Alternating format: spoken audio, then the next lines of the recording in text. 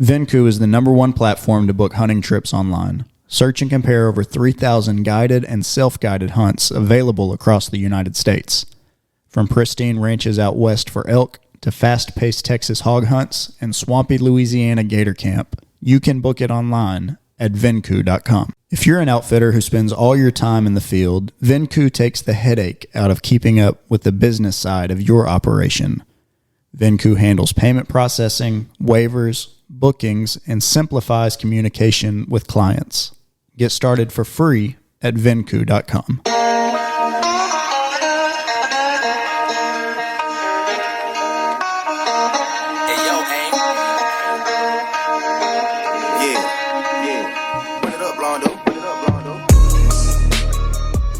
You are listening to Off the X Podcast with your hosts, Forrest Carvajal, Tyler Wells, Barrett Moon, and Matt Covington. Brought to you by Venku, Adventure Awaits.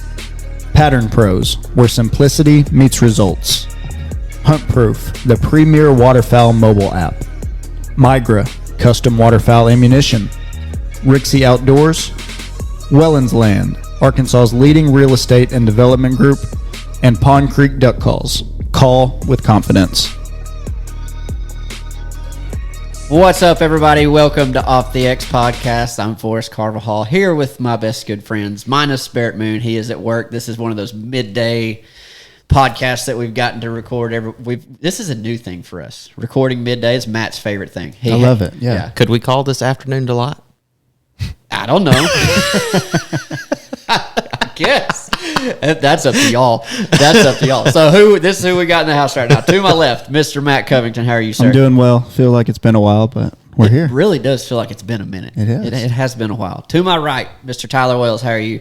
I'm doing good. I'm watching storm clouds blow in again. We've had a little bit of rain since January here. We've had more rain since duck season than we had all before and during. So it's been a consistent problem for I don't know how many of the last few years, it seems like. Yeah. I mean, later and later, it seems like. I know, and it's driving me absolutely bonkers. But I will say the one good thing is it's not 115 degrees outside, so I can tolerate it. Yeah. And we have our guest across the table from me, Mr. Tanner Wolverton. How are you, sir? Doing pretty good. In the same boat. Just, I guess we're all dang near in a boat. Exactly right. Are we in a mud boat or are we in an outboard? Right now in an outboard. Right now in an outboard. You don't need a mud boat anywhere. You're not going to hit anything. No. You've got a great point. Well, so we just had a question from Matt beforehand, like, what are we going to talk about on this podcast? Because this is one that we really hadn't prepared for. So this is what we're going to talk about, is we're going to catch up with Tanner because he had, from what I've seen, a pretty good turkey season.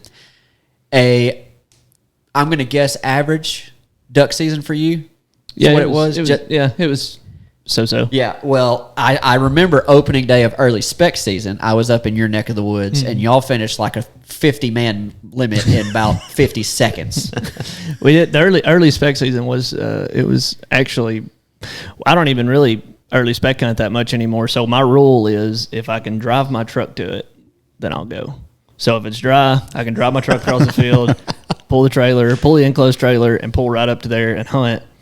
Then that's what I'm going to do. Anything other than that, I'm not getting out of bed and I'm not going. I want to start there because I'm remembering that because I went up there to hunt with some buddies, and this was the first time I'd ever hunted opening day of early spec season. So I was like, we'll see what it's like. You brought me a Pond Creek. I did, and it was a pretty solid one. But I remember coming up there and y'all were working on spec decoys when I got there. A butt ton of spec decoys, and you said, "Yeah, we've got some geese," and I was like, "I don't know what we've got, to be honest with you. I'm just going and happy to be here." And we got in the blind and we started hunting, and I swear it was like, "Okay, guys, it's shooting time." I get a text on my phone and look down and it's Tanner. He's like, "We're done."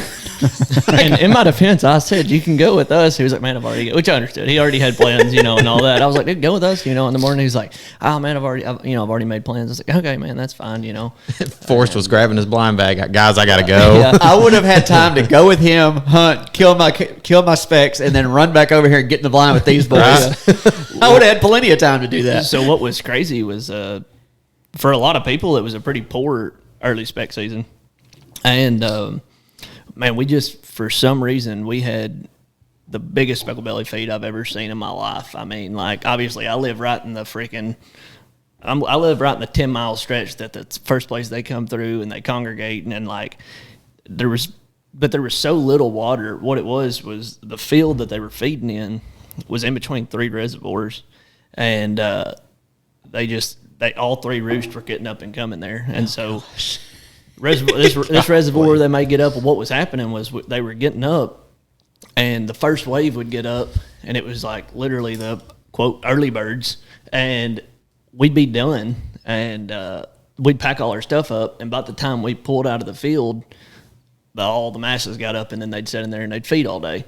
And so we were never really messing them up because 95% of the birds that was in the area that was feeding in that field never even heard a gunshot or seen a shoot or anything, like we were done before ever. So we was like, all right. So I was like, okay, well, there's some chances of rain, if rain comes through and we're done, we're not going to go anymore. Roads get muddy, you're out. Yeah, I'm out. And so can't wear the house shoes, he's done. Yeah, it didn't rain. And so I'm like, all right. So went again. Well, just continued on same field every day, which is, for spec hunting is just kind of crazy, Yeah. And so the Friday, let's see here, I think it rained on the Thursday night. And Friday, I was like, I went out there Thursday afternoon. No, it rained Thursday during the daytime because Thursday afternoon I went out there and I just drove my truck out to where they had already left. Drove my truck where we've been hunting. It was a little muddy on top, wasn't too bad. I was like, all right, we're good. So next morning, I hooked my trailer up, drive out there, and a buddy of mine was coming with his trailer and his truck. But he drives a 3/4, so I drive a 1/2 ton. He's got a 3/4 ton with street slicks. Ooh. And I was like, hey, watch out. We were actually hunting just on a levee. I mean, we were just on a rice levee and just sticking the A-frames up right there on the levee. We were hunting right on top of a pit. And I was like, hey, watch out on this backside when you drive through. There's a big waller like where the pit is because like from years of people driving in and out, and I said it's pretty wet, so I said just make sure you don't stop in it or just don't stop before you get to it. And he's like, all right, yeah, that works. And so I'm like sitting there and I'm like doing something, and I look up and he like, here he comes, and he just like stops right in the low spot.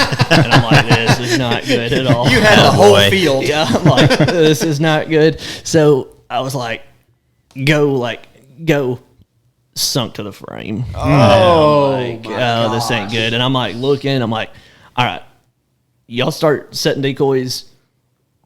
We're gonna work on trying to get this thing out of here. Can't get there's so much mud under the jack. We can't get the jack down to jack the trailer up. Like it was just a cluster. Well, anyway, so finally, luckily there was 8 of us there.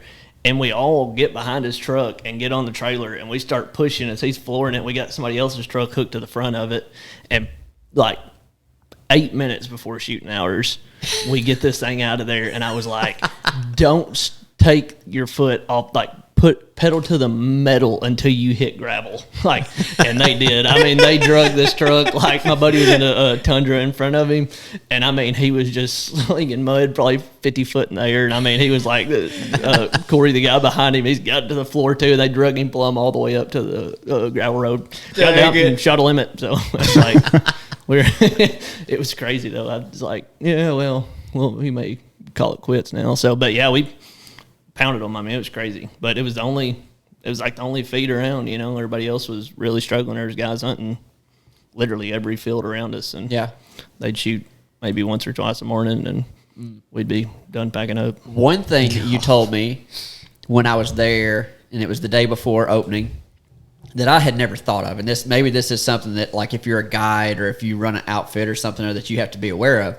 You were talking about how many geese y'all actually had in your field, that y'all had somebody sitting out there watching the field to make sure other groups didn't come over and shoot and scare up your birds ahead of time, just to scare them off the field you're in to try to get them to use another field. Yeah, so I had never in my life thought of that, but I was like, wow, that's why. I mean, it seems kind of like a low move to do that. It is, well, but it definitely happens. We don't guide or anything, but we treat it like a job. I mean, we love it, so we treat it. Well, so you find some kid that's like wanting to go the next morning. He's 17, 18 years old. Ain't got nothing better to do. I'm like, hey, go park right there and watch that. Make sure nobody drives by here and freaking scares them out of here, because they will. I've had it happen several times. You know, you'd be like, okay, well, that's where we're going to hunt in the morning. And then next thing you know, you go out there that afternoon and there's not a bird around, and there's, you know, a dead one or two laying out 50 yards off the road. Have y'all ever thought of that? No. People doing that? I mean, like, you think of, like, some of these public places when it used to be, like, that you could spend the night somewhere, like, well, we got to have somebody save the hole. On public land, you can think of that. Go save our spot on private land, save our birds to make sure we don't lose them. I've never in my life. We were hunting on one of the most, like, one of the main roads of the speckled belly migrate. Like, Right.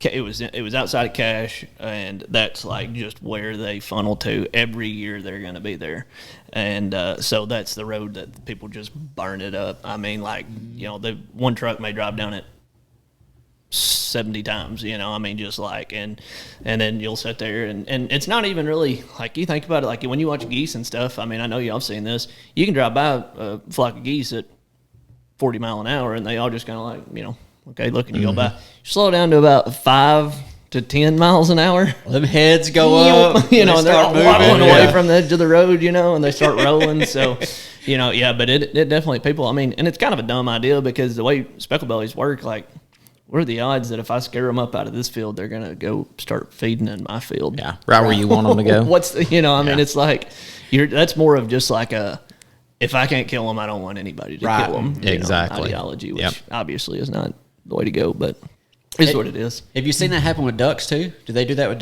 people? Do that with ducks? Yeah, I've too? seen people run ducks around. Really? Most our farms are. We've got one farm that is up against a gravel road that, you know, people can stop, and, you know, a lot of people will stop and watch them or whatever. But ducks tend to sit in the back. Everything else we got's pretty. We don't really have to worry about it with ducks, just because it's so hard to get back to our spots. But yeah, I mean, there's definitely people that planes.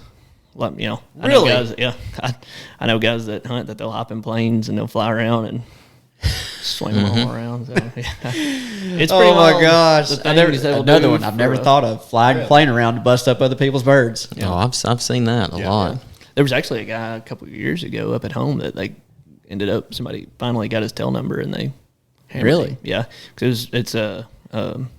What would you call it? Hunter harassment or wildlife harassment? Wildlife harassment. Yeah. And they got him pretty good. Yeah. So okay. if you can get the tail number, you can call FAA. Yeah, FAA, and they'll track them down. FFA probably pissed off too. Yeah. yeah. Just maybe. The FFA, they're like, God damn it. Well, it sounds like spec season went really well. I do want to talk about duck season, because you're in a good area. Yeah. You're just flat out in a good area. That area of the state, not that other public areas didn't have water, but that area, if anywhere is going to have water early, Northeast Arkansas is going to have some water early. Yeah. But you're not hunting public. You're hunting a lot of your private stuff. How was early season where you were at? Yeah, first split was one of the best I've ever had, really. But the reason was, it was like you were talking, it was so dry. I mean, it was just, so we... farm we've got and the farms around us, everybody's kind of on the same page. Flood a lot of ground, hunt a little ground, you know, let the birds move around. They go back and forth between. So amassed between us and the neighbors and stuff like that. I mean, there was probably around 3,500 acres of water in one block. You know, just solid water, and it just attracted everything, because there was nowhere, you know, I mean, the only other fields that was flooded were places that people were hunting and they were shooting them, you know, or they were going in and messing with decoys or what, you know, and it was jumping all these birds up. Well, that was really just kind of, it was pretty much a sanctuary, you know, and so we would get in the middle where ducks weren't sitting and just hunt traffic birds. And so the blind I hunt, majority of the time, I hunted it all 10 days, and I think you hunted the same blind all 10 days? Yeah, I think we shot just me being on it. My dad and his buddy and all them hunt a different blind, or the other farm, and out of my blind, I think we shot 410 the first 10 days there. Good gravy. So is that a conversation y'all have with the neighbors, just getting everybody on the same page, or is it just kind of understood after a lot of years? Yeah, it's one of the neighbors is my cousin. Okay. Another one is a guy that's he's very intelligent when it comes to, keeping ducks. He had planted corn, rice, left it all standing, left corn standing, left rice standing. So there was, it's pretty much just, it's just understood that that's what, that's how everybody does it. And it's just kind of figured out that that's the best way to have success is don't hunt them where they're at, hunt them, in between where they're going. The blind that I was telling you that we hunted it's one of my favorite pits to hunt. And I've never drove in there and had a bird sitting on it. Really? It's strictly traffic. Wow. I run somewhere around 35 to 42 dozen decoys on it. Yeah. And, how many spinners? A lot of these none. I run a lot of butt splashers. Okay. Yeah, a lot of splashers. If I'm going to put spinners out, it's going to be for the first, it's going to be like for the teal flight, Yeah. and leave them on for a little bit and then click them off. But if I'm going to use them, I'm going to use 3 to 4, 3 or 4. So don't go crazy with them, but definitely a lot of movement in there. How many butt splashers are you using? And we'll run, we'll run 8 to 10 of them. Okay. Like to have more, we slowly continue to amass them, to where, but a couple swimmers, and then I've got a DP, a designated puller that I put out and run on a spread out there and, hook it up. The DP's kind of, it's okay. It's not, it's not a game changer in my opinion. I don't like the motion that it pulls. So you can set if they would make it to where you could set the speed of the pull, that would be one thing, but your actual control only controls the interval of time between the pulls. Huh. So it's always going to pull this fast. Yeah. But if I turn it down, then it's going to pull this fast. And so then if you turn it up, it's just steadily, so you can't actually control. If you could make it, because the whole reason I bought it was to do a slow movement of the decoys swim this way and then they swim that way, not necessarily like sitting there yanking on a jerk cord, but it still creates movement. It's not, it seems like you got to turn it down a little bit to get it to, for the ducks to finish. You got some wheels turning in my head now. I've got an idea of something now. We'll save it. We'll save it for afterwards. There you go.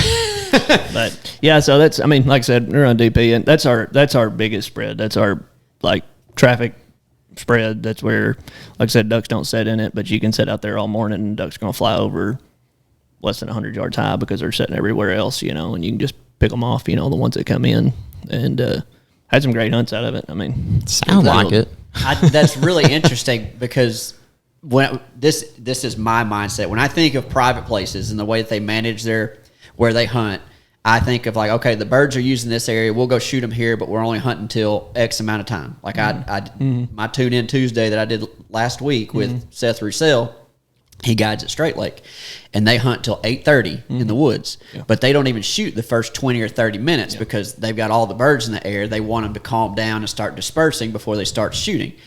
They're hunting where they're at. Right. You talked about on your private stuff, you actually want to traffic them so that you can hunt. Yeah. You hunted the same spot 10 days in a row and killed ducks. But what you did is you didn't hunt where they wanted to be, but you hunted where they didn't mind going. Yeah, right. So it's a different mindset, but you're still using your property a specific way to maintain duck populations on your property. I like that perspective. Yeah, and in the timber, we do it a little different. In the timber, we're going to go to where the ducks are. We will. There's obviously just the holes that we're going to go hunt. That if we're not going to go scout or nothing, there's just the holes that's where we're going to go. But you don't hunt those multiple days in a row, do you?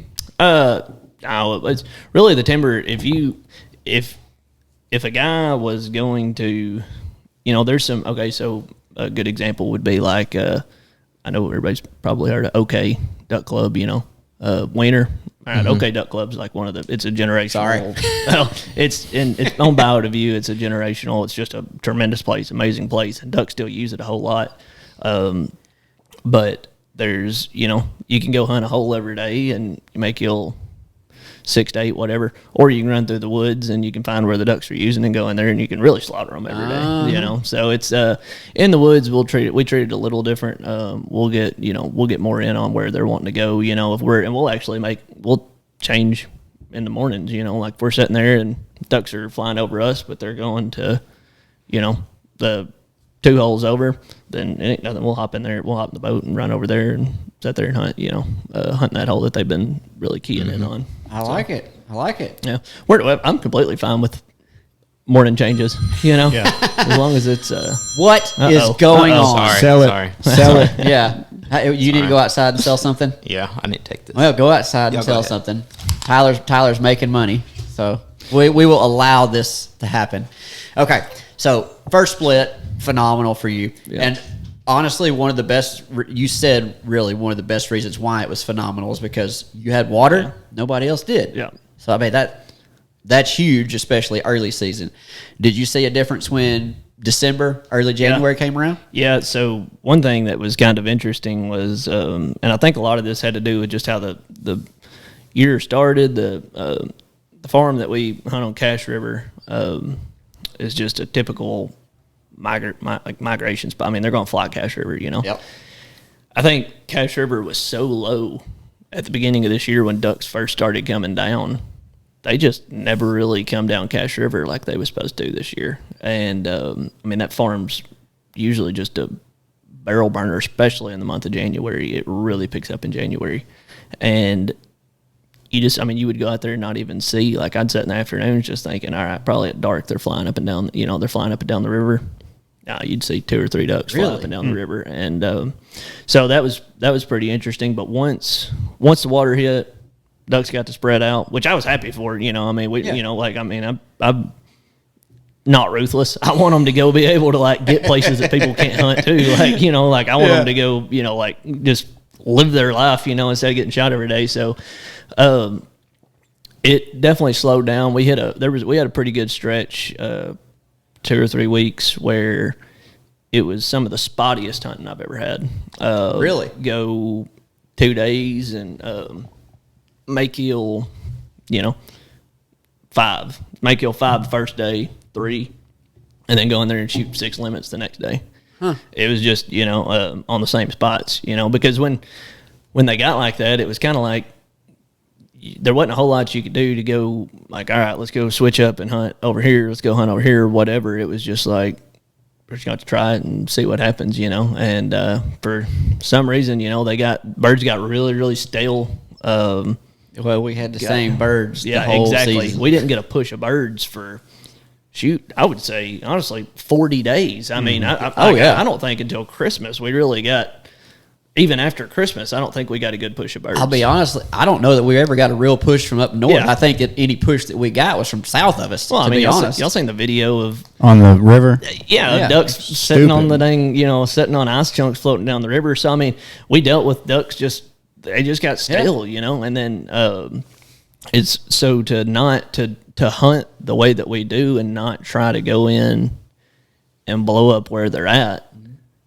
it makes it very hard to kill stale ducks when you're just trying to specifically traffic. Yeah. When you're just trafficking, especially if they've trafficked over you every day for the last 40 days. We're running 35 dozen decoys. We're not picking them up and putting them out every day. They're sitting out. Yeah. That spread's staying out. Like, usually one time during the split, I'll go out there and pick up sunk ones that people have shot, and like that's like the only manicuring that our spread gets done. So, definitely seen a lot of stale ducks. And then we had a really good pickup.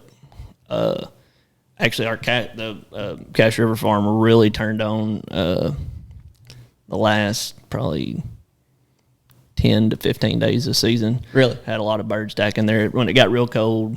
Had to move around. They had to move. When it got real cold, we had one field that they filled up, kept a hole open right on the tree line. We don't have any blinds on that farm. We just hunt tree lines and wherever that farm will go, especially during a freeze. It's kind of mainly made up of just 2 fields, a north field and a south field.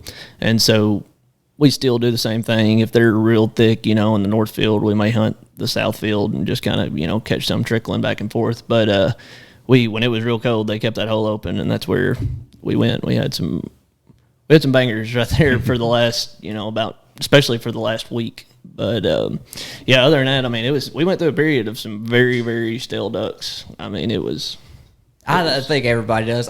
Even the best places in the world don't spank them every day. Yeah. You're always going to have that. Did y'all kill anything special this year? Any cool ducks? Killed first split. Was sitting there and this ringer and this other duck lighting the decoys, and I'm like, what is that? I'm like looking at it, and I'm like really staring at it. I'm like, I don't know what it is. I'm like, let's hold off on shooting it. I'm like, somebody try to figure out what it is. And so we're like looking, and all I knew, I was like, dude, the only thing I can tell you about it is it has this huge golden eye. It was like all I could figure out. But it was like brown head and stuff, and I'm like looking, and I'm like, I think that's a golden eye. Like, I'm not 100% sure, but I think that's a golden eye.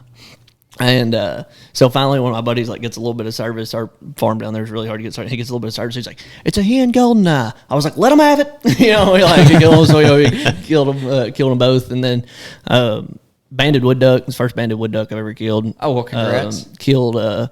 You mentioned Straight Lake a while ago. Killed 2 mallards that were banded at Straight Lake. Really? Yeah. Well, that's cool. That's cool. Our farm at Fisher, Straight Lake's really not that far the way the duck flies. Issue. Stay the crow. The way the duck flies. It's really not that far.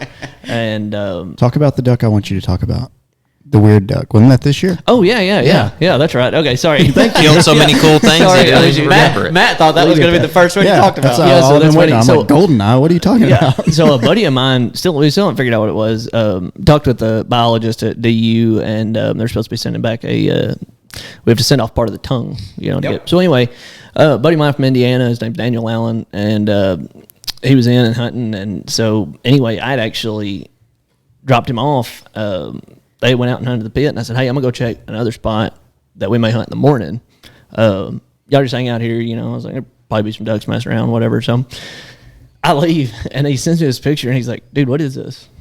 And I was like, "What?" So I head back towards, head back, and I'm like, "I don't know." I'm like, "I don't know," and still to this day, I don't know. So we're waiting on the biologist from DU actually thinks that it is possibly I haven't seen it. I don't remember a picture of this, so I want to see it real quick. All right, so I was gonna see if I could find the where the guy said what he thought it was. So he thought it was like the first recorded, I don't know, something. Let's see here. He said, let's see who's going to find it first. Is Tanner or Matt going to find it first? I don't have it on my phone unless you send it to our group. So there it is. Okay. And so it's like a... Okay, explain it for us. It doesn't look... Okay, so it's got some white patches like a gadwall. The wings have green to them like a pintail would, but the body is a mallard hen. Yeah, and a little bit darker than almost like a mottled duck kind of. Right. Yeah, let me see. That's where my mind went at first, was a mottled duck. My mind goes mallard gadwall is first, but that green on the wings is what's really throwing me off. Yeah. So the biologist said that he thought it was thought it possibly. Well, actually, here's another thing that's interesting. Obviously it's a hen. Yeah. They only have one other hen hybrid recorded. Really? Yeah. Huh. So I guess for some reason, That's cool. I wonder how many have been shot. You shouldn't know it. Just brown duck, throw it in the top. Right. Exactly. That's what I was saying. So that was probably had something to do with it. But so anyway, he said that he just basically he wasn't sure either. He's like, I don't know. He's like, I think whatever it is, it could be. He said, I want to call it a mottled duck because the internal markings on the scapular, but he's like, I'm not sure. Wasn't Mexican mallard thrown around too? Mexican mallard was thrown around a little bit. I thought, is a Mexican mallard and a mottled duck different? I don't know. That's what that was my next question. Are they different? Okay. Yeah, I think so. No, maybe. I don't know. I don't know enough about that. So waiting on the tongue sample to come back. Yeah. So waiting on the tongue sample. So to be continued. That duck DNA stuff is so cool. It is cool. I mean, I'm interested. So cool. I think there's even I've seen some that have 3 different types of 3 crosses. Yeah. 3. So I mean, You're I think right. there's And that probably could- some that potential could be- for that. Yeah, that could have 3 different birds to it. Either way, it was super interesting. I don't know. I can't quite figure it out. Yeah.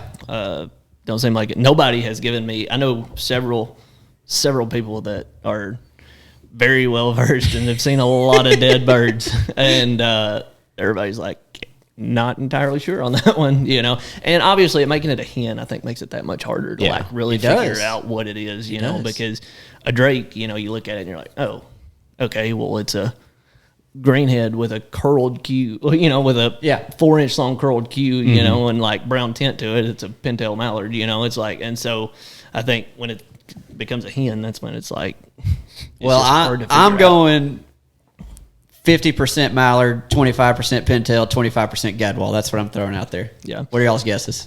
We'll let everybody know when the test comes duck. back. Yeah, duck. I don't know. I'm like, I can't quite put my fact, because like I want to say mallard gadwall, you know, just like from like some of the markings, but that green, there's some, where's that green come exactly from? So I don't know, there's some, it's super weird. So when I get it back, I will send it and y'all can release it on to be continued. We'll post a picture of it, but like the body of it, like if you just cut the wings off, the body, like, it's like, to me is 100% mallard hen. Yeah, you know, exactly. This is me ruling out mottled duck because I just don't think about mottled duck. Yeah.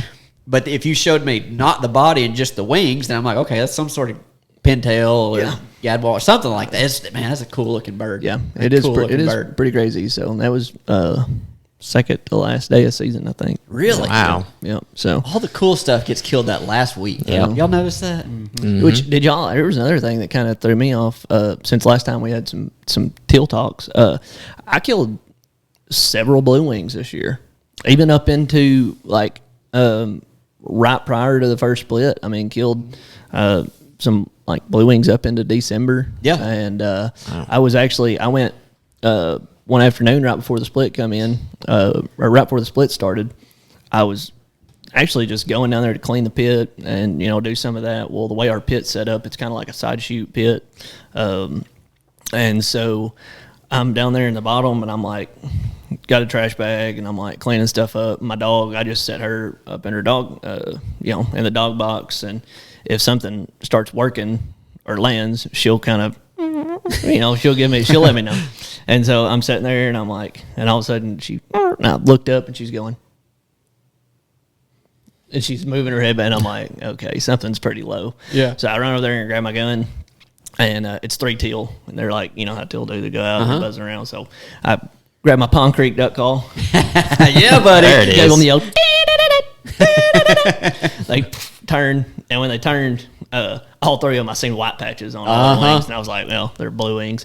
And one of them was a drake, and it come in, and I had already killed 5 ducks, and so they lit, and I let them swim around for a little bit, and the drake got out there, and I killed him. But was he full plume? No. That's what I was hoping for, because I've always wanted to kill a full plumed one sometime during season and get it mounted. I had some buddies in Mississippi kill some blue wings when southern Louisiana froze over, like New Orleans and all that. I guess they were just coming back up. Yeah.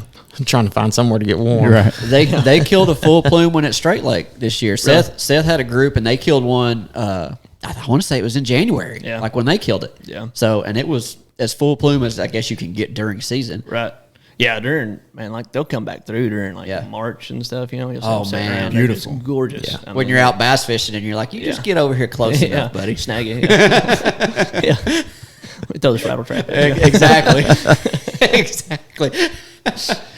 Oh man, so, as far as duck season for us, for me anyhow, I thought it was average. You know, for what my seasons are usually like. Now, I mean, for me to kill 400 and something like what y'all did in the first week takes me about 10 years. But well, it's force it out the first week, then put them up. Yeah, no, Lord, what I'm going to do with I felt like I broke the law. The game ward's coming after me. I mean, I'm getting ready to go to jail if I killed that many in the first week. I'd say probably one of the highlights of was during the first split. Like I said, it was so dry we could actually drive our truck all the way to the pit.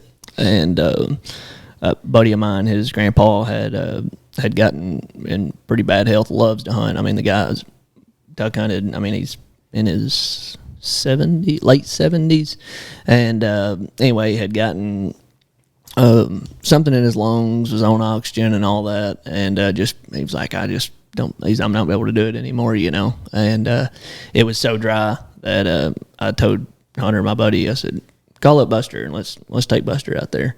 That's cool. So it was Buster, his son, and then Hunter, and so there was, and then another buddy of mine. So there was 5 of us, and we shot 5 limits. And Buster was like, I don't know, it may be the last time I ever get to do it, you know. And he was like, that guy couldn't have been any better because it was him and his son, and you know. And so that was probably the highlight of my season was, you know, seeing him because we got him out there. And so I said, now tell him he don't have to wear waders. He can wear his boots. He can wear whatever he wants to. Wear penny loafers if he wants to. And he gets out there and he's in his waders. I said, Buster, what'd you wear waders for? He said, I don't feel like I'm duck hunting if I ain't wearing waders. Amen. That's fine. You know, Amen. There you go. We'll set you down there. So he had a blast. But yeah, it was, like I said, that was probably the highlight of it. But I would call it average. It was, you know, obviously started out above average, and then it just, you know, if you averaged out the whole season, I would say it definitely wasn't nothing special. Yeah, I mean, it was good, but it wasn't.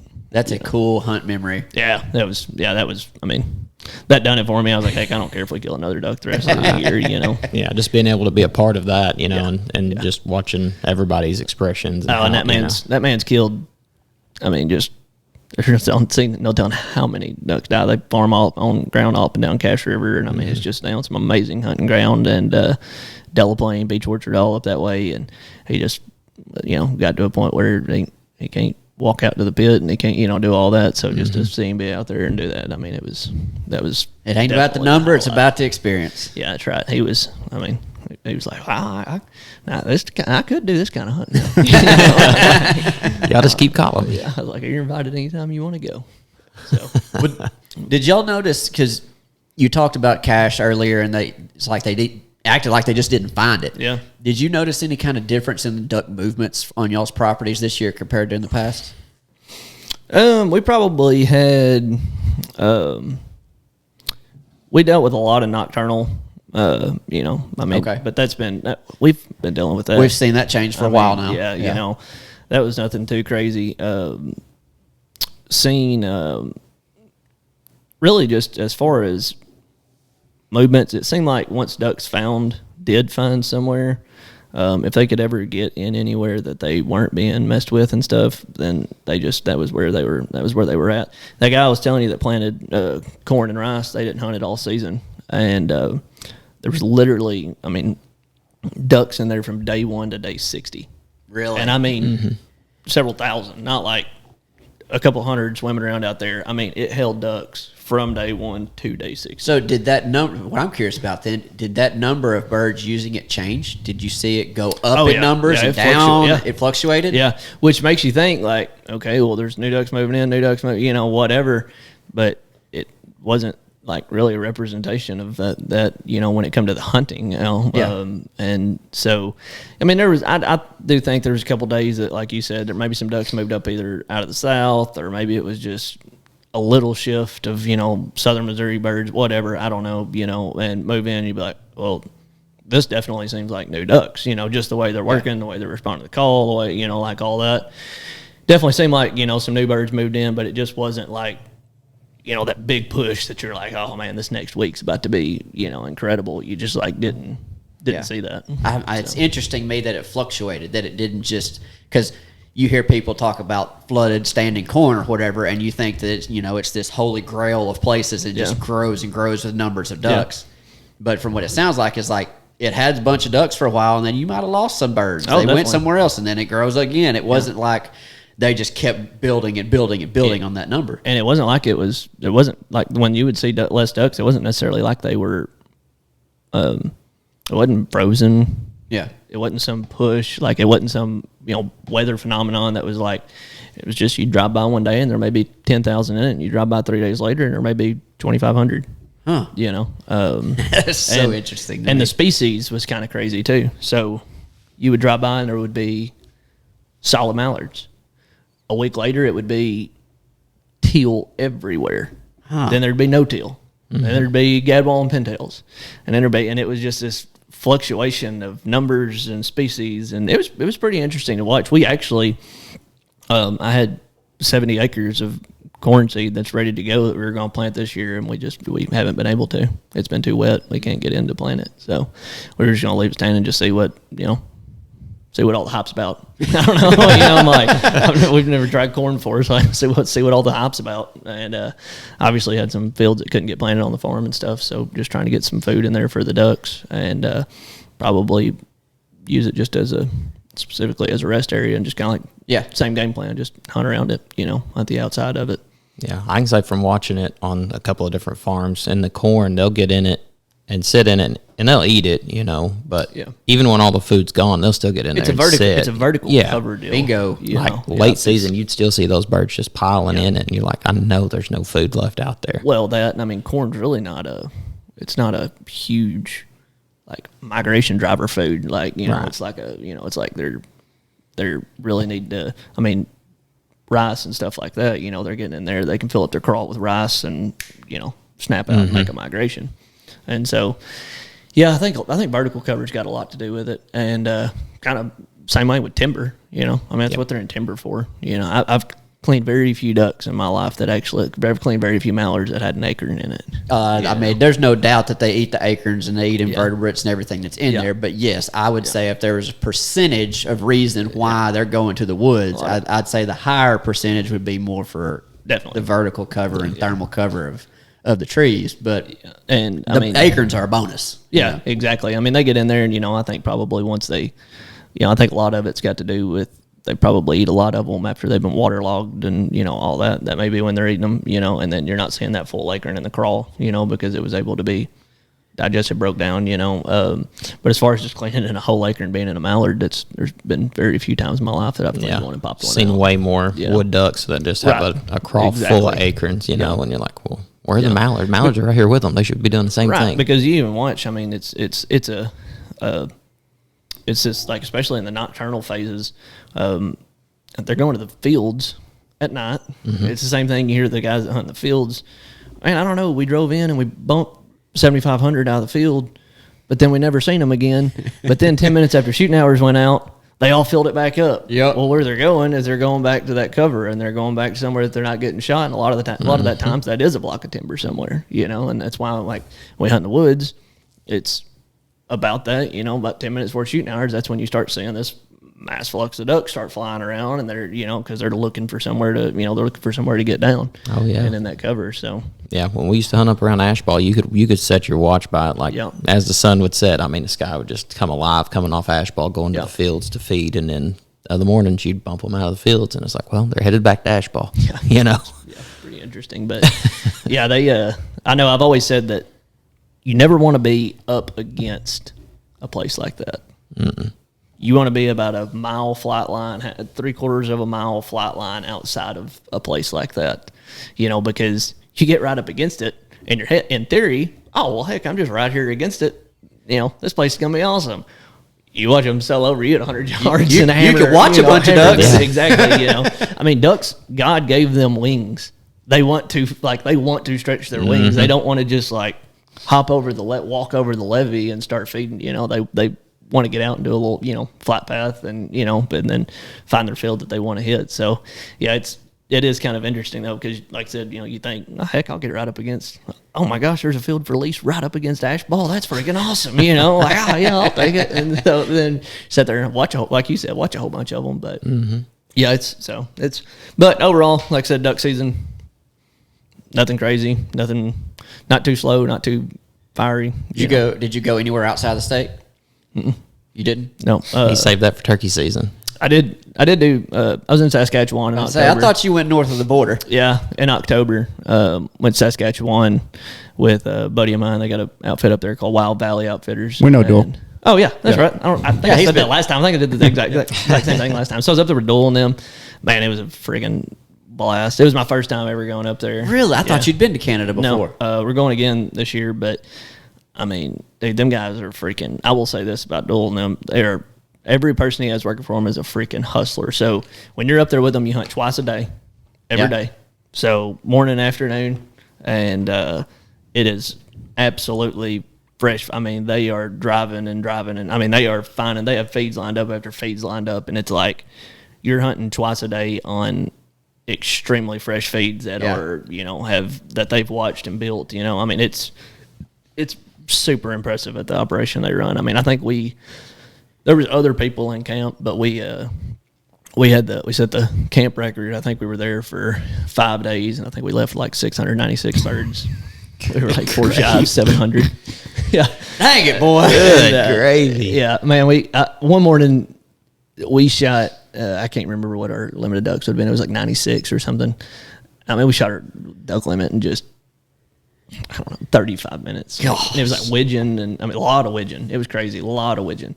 And just hammered them. And then the snow geese started in. And like the snow geese up there will key in on your robo ducks. That's the exact opposite. Exactly. I mean, the exact opposite. Yeah. So I'd be like, because, I mean, obviously, I've known Doyle for a long time and stuff, so we would have the guide, and he would just, instead of sending an assistant, which is what they usually do, he would just be like, Tanner, you just help them, do everything. So I'd be sitting there, and, like, I had the, robo-duck remotes and everything, and so, like, these geese start making their spin, and, I'm, like, shutting robos off. I'm like, all this, and Zach, the guy that was with most time, the guide, he's like, Tanner. I was like, yeah. He was like, you don't have to do that up here.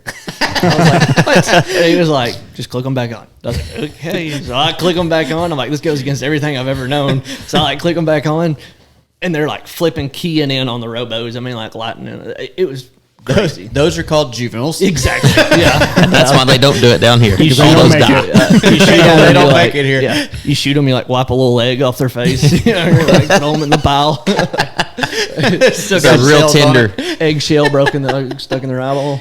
Oh, yeah, Lord. It was Saskatchewan was something else. I mean, Yeah. as long as I'm fortunate enough to, I'll do it every year. I mean, it was just an experience for a waterfowl hunter.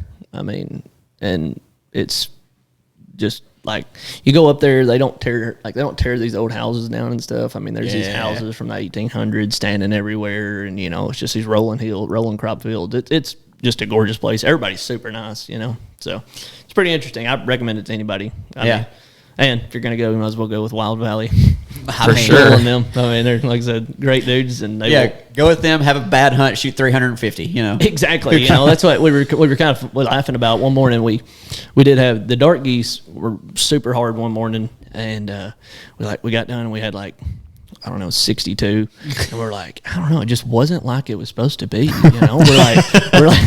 We're like, we don't really know what was wrong. It's just they just weren't acting right. And I was like we kind of got to thinking about it. And we're like, over 60 in like an hour and a half, and we're over here, like talking about, we got like, lessers and specs and stuff, and we're like, I don't know, it just wasn't right. they could put me on the great value hunts.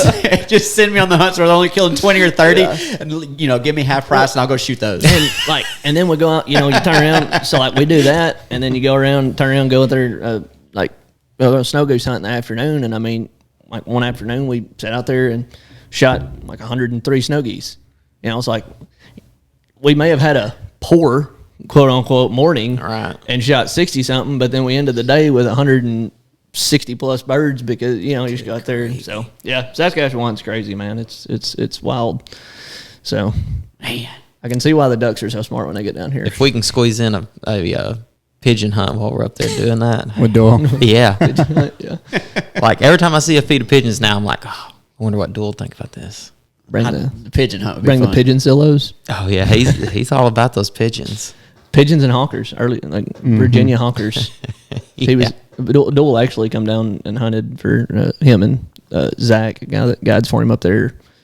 He come down, stayed at our place and hunted for. He come down 4 or 5 days, I think. Nice. Hunted. Yeah, Doyle, he's a good dude. Oh yeah. Super good Oh guy. yeah. We like Doyle. I never say his name right, but yeah, we like Doyle. Doyle.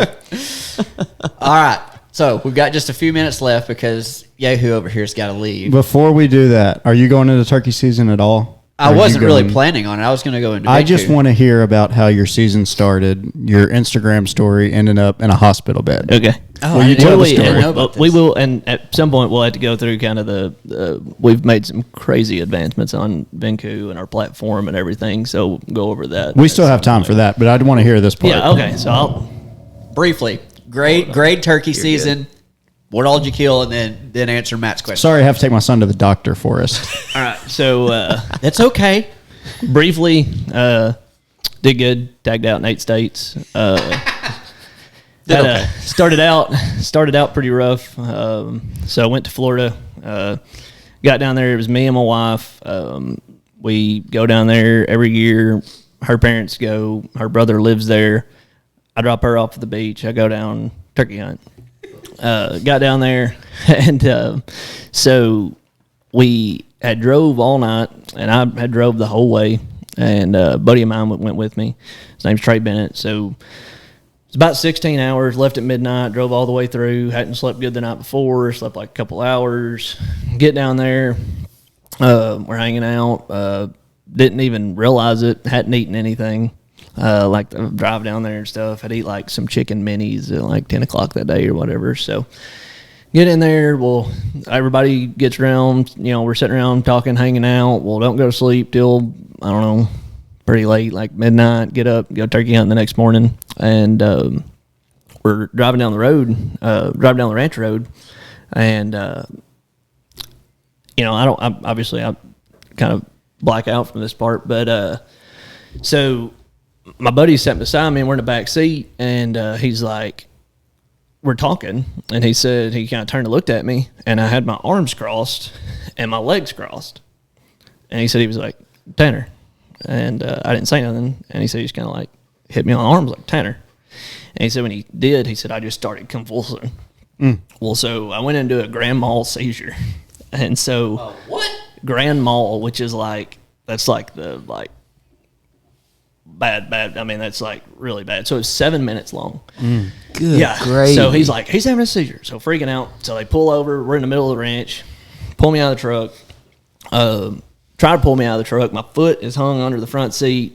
Like, screws my ankle all up because he's trying to, my buddy Tyler's a big old dude, and he's trying to pull me out. Well, while he's trying to pull me out, my foot's locked under the, so it's just torquing my ankle.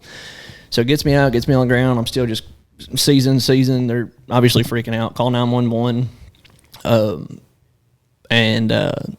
So I don't remember anything really leading up to it. And so, but I remember the next thing I remember was I sat up and I looked at my buddy Tyler, and I was sitting on the ground and obviously confused. You know how like when you take a nap and you wake up and you think you missed a school bus, but it's Saturday and you're 45 years old. You haven't been to school in years. Yeah, so that's how I felt for about 3 hours. Holy crap. Yeah, so I look at Tyler and I'm like, dude, what are we doing? And I threw up. We hear one yet? So I turn and I throw up, and I look back at him. I'm like, dude, what are we doing? And he's like, man, you just had a seizure. And I'm like, what? I said, I don't have seizure.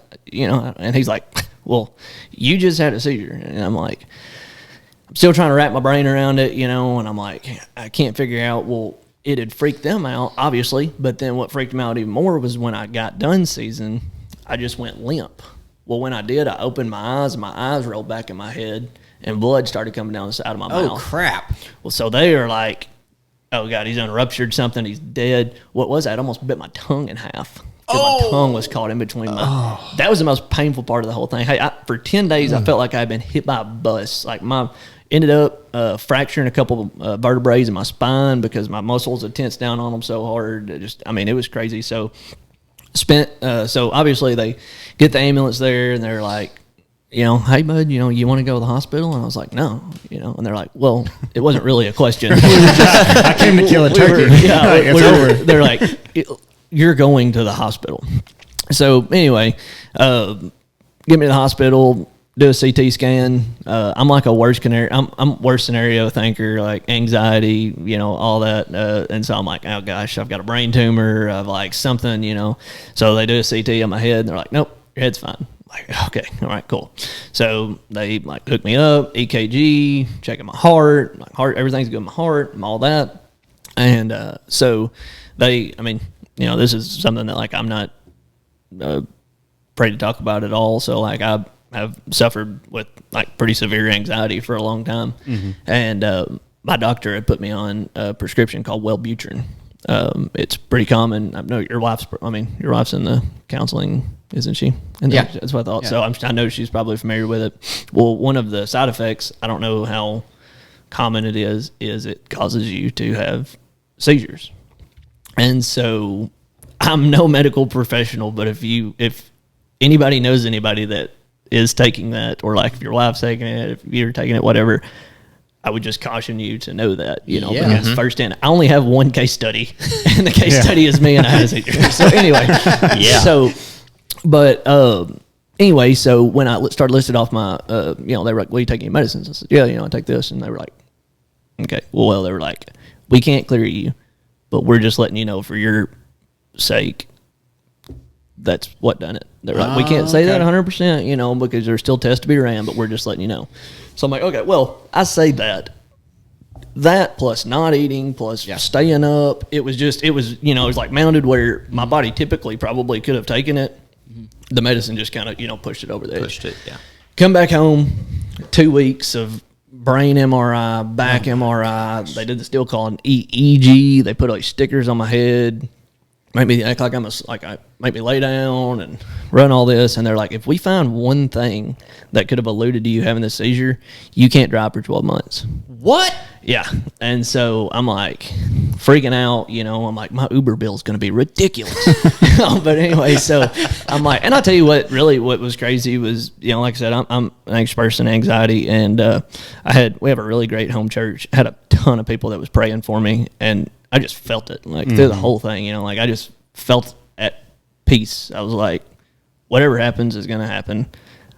I'm going to be God's got it, and I just felt the prayers that people were praying for me, and it just did so much for me as far as just my mental stability and things like that going through that whole deal. Cause it was scary. I mean, it was obvious. When I'm waiting on these tests to come back, I'm having an MRI, I have an MRI on my head. And I'm like, well, they're definitely going to find something. If you go to the doctor, they're going to find something, yada, yada, yada. Well, they give you these earphones. It's just like this. They're like, hey, do you like any music? And I'm like, yeah, I love older country. They're like, okay. So they put me in there. They're doing an MRI on my head. The third song that plays is "Live Like You Were Dying" by Tim McGraw, where the guy finds out that he's got terminal cancer and he's young, and I'm sitting there, I'm like, oh, where's my anxiety medicine? Right, dude. I got out of the thing. I was like, delete this off the playlist right now. Who's in charge of coming up with these playlists? They need to be fired. Give me Kane Brown or something. I was like, I want to punch somebody right in the neck. So anyway, but no, man, it was just a crazy experience. And so, like I said, finally they got everything. They're like, all right, you don't have anything that alludes to heart's fine, brain's fine. Your back is messed up, because of the brakes, but don't have anything that alludes to it. So basically, I went down to Florida to spend a couple days in Kissimmee, Florida hospital, and turn around and head on back home. And so that was kind of what sparked my. I would usually have been turkey hunting during that point, get back from Florida and then start Georgia and some of that. Well, I was 2-3 weeks I couldn't drive. Well, first off, 10 days I couldn't move. I mean, there was a day I couldn't even get out of bed. I was just hurts bad. And so then finally they were like, on a Thursday, they said, hey, you're good to drive. Friday I left and did 1,000 miles in 7 days. Well, you should have been well rested, And went and knocked out a bunch of states on that little trip. And so, yeah, but man, it just, I don't know, it makes you reevaluate. I mean, it's like, had it been 12 hours earlier, I'd have been driving in the vehicle with my wife and 1-year-old and my best friend, and we'd have been driving 70 miles an hour down the interstate, and I'd have, like killed us all. Yeah. I mean, it's crazy. I mean, it's just how, anything like that could happen, but it wasn't supposed to happen like that. So, God made it happen how it did. I remember when you texted me and said you were cleared. I said, good for you, bad for the turkeys. It was. I was like, at that point, I was on a mission, and it's pretty wild how it'll change your perspective. Anything like that. Well, I mean, heck, what y'all went through. Yeah. I mean, it'll just family and everything. It'll just really change your perspective on a lot of stuff, to know that quickly something can, in an instant, something life changing can just, get thrown at you, and it's scary, to know that that's always sitting there, that always could possibly happen. But is what it is. As Christians, you just kind of roll with it, and whatever's supposed to happen, and that's right. Good Lord ain't gonna put you through nothing you can't get through. That's true. This too shall pass. So I kept telling myself, this pain in my back too shall pass. So it was a crazy, crazy deal. I mean, it was definitely the I mean, I was just mind blown. I bet on the ambulance ride, I asked the guy 45 times in a row. So I had a seizure. Are you sure about this? He's like, well, that's what it looks like. I'm like, So I had a seizure? And he's like, this guy's like, obviously some brain damage going on. So he was like, are you hurting? I was like, man, my back is killing me. He's like, I can get you started on some morphine if you want to. Like, yeah, I think I would like that. I was like, because my back. Have you ever had morphine before that? No, I don't think so. That's some glorious stuff, isn't it? Yeah. Holy Some cow. glorious stuff. he I'm says. talking about. I'm no drug addict, but I remember the first time I had morphine. But- that stuff was amazing.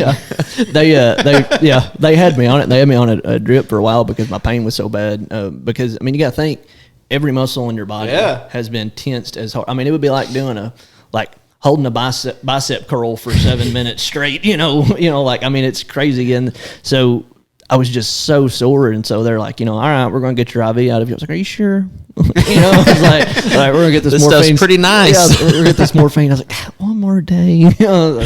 No, man, I was so ready to get out of there. Luckily, because of everything and stuff like that, I didn't have to get in a hospital gown. I didn't have to do all that, So, and my wife and son were down there, and luckily her parents were there, and so they were able to come, and she stayed with me. So, if she'd have been back home 16 hours away, she'd have obviously been. My mom was freaking out. My mom's 16 hours away. She can't.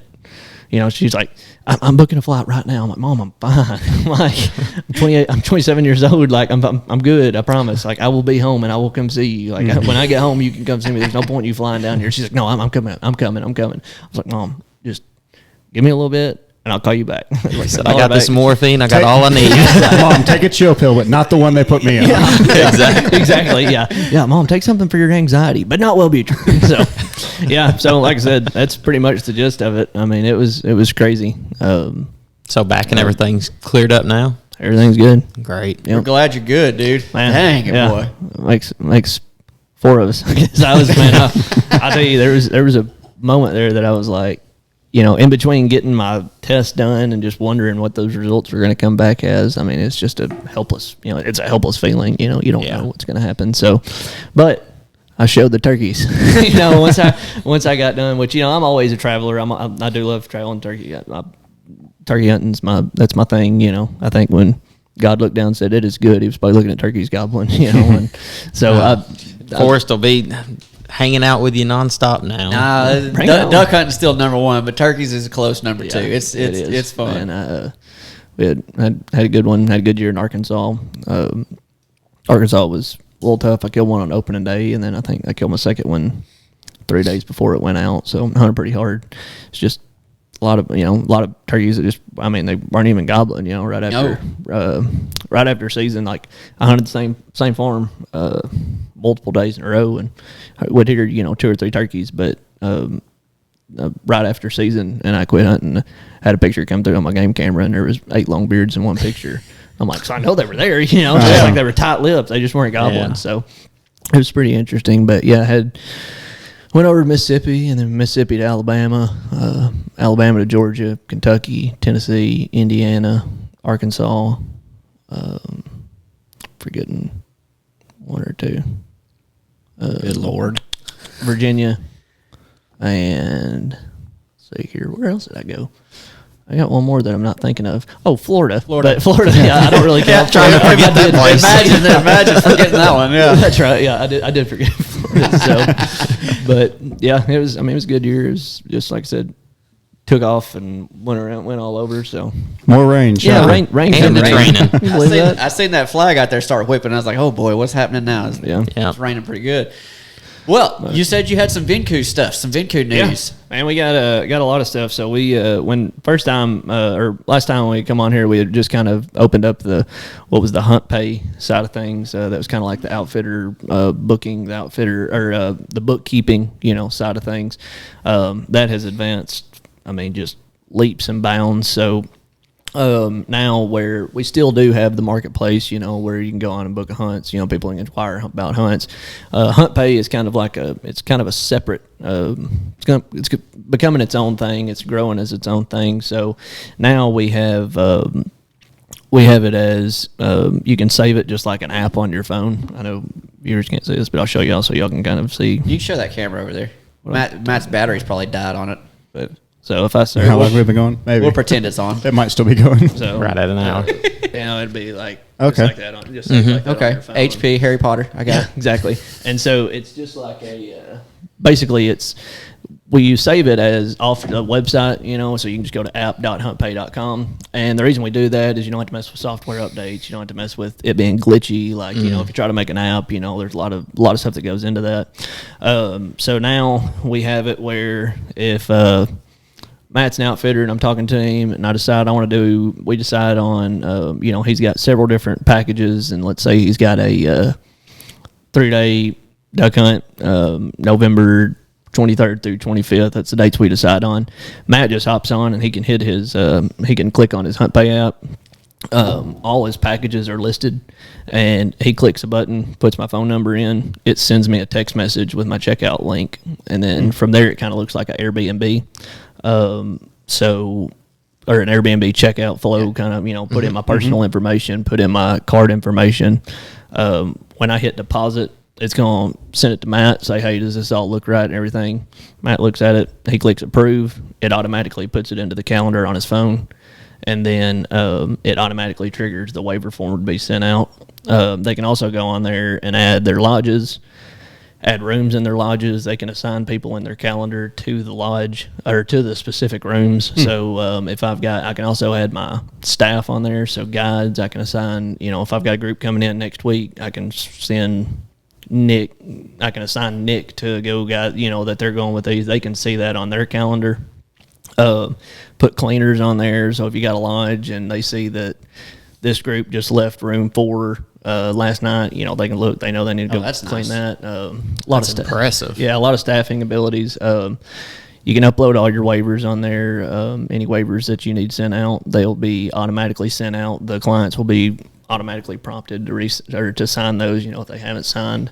A lot of the automation, man, we've had a lot of people coming on board. A lot of good sized operations. We got some guys that are running 1,500 to 2,000 people a year. That's it's a lot of folks. So it's definitely able to hold a lot of run a lot of traction through there, and it's just leaps and bounds over what it was a year ago. We've made so many advancements, and on the app, I was going to go through here and kind of see when somebody gets on, we have it starts as it kind of, you've got like the mom and pop places that they may not be taking 100 people a year. Then you got people, and it kind of depends on what your size is, what level of help you need as far as bookkeeping goes.